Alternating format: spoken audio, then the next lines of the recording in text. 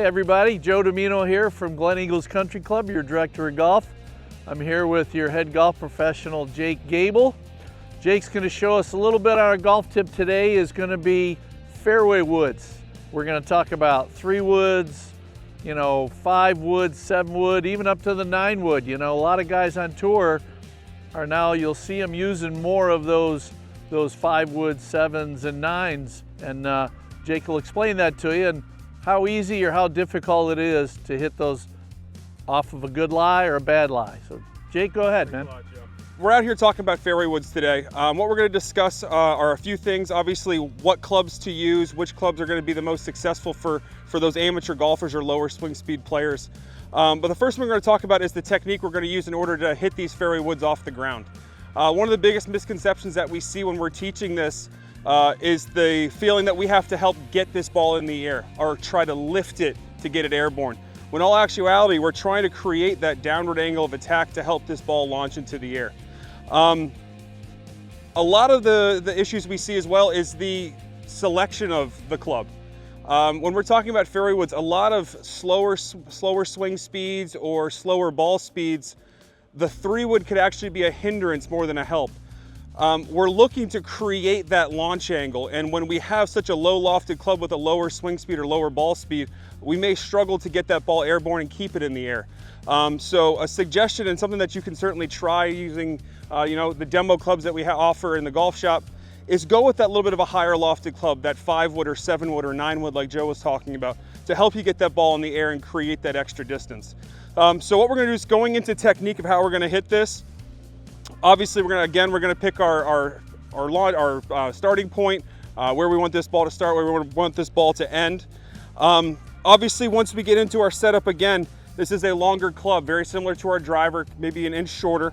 So we're going to have that ball a little bit left of center. We're not going to go off of our left instep like we were with driver, but maybe just slightly further back. Obviously, we always want our hands in line with the golf ball or slightly ahead. Again, when we get that longer club in our hand, our hands tend to drift behind because that ball position's up. So we want those hands slightly forward. Again, we're going to focus on that downward angle of attack. I'm not trying to lean back and launch this into the air. I'm trying to get my weight driving forward. I'm trying to create that downward angle of attack. Hit it good every time.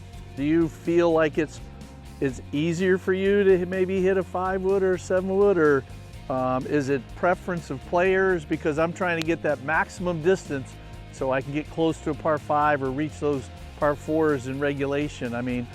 But it's comfort level and confidence. Oh no, absolutely. I'd say it's personal preference, and it's all relative to the individual. Myself, who has a higher swing speed, I like maybe a lower lofted 3 wood because I can get that extra distance. I create the speed to create that launch angle.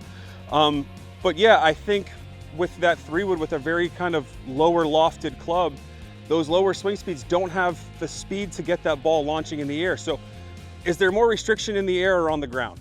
Obviously on the ground, right? So we're trying to get this ball to launch and stay in the air as long as we possibly can.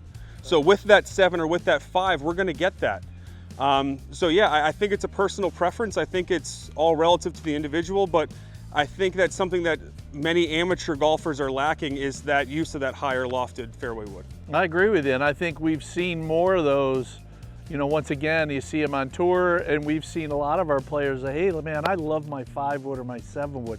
And sometimes they say I hit my 5 wood just as good as I hit my 3 wood. Yeah. And that has a lot to do with confidence. They just feel comfortable with it. And you know what? Stop by the shop, try the demos, get on the launch monitor. We'll show you the difference. We'll show you that carry distance. We'll show you that total distance.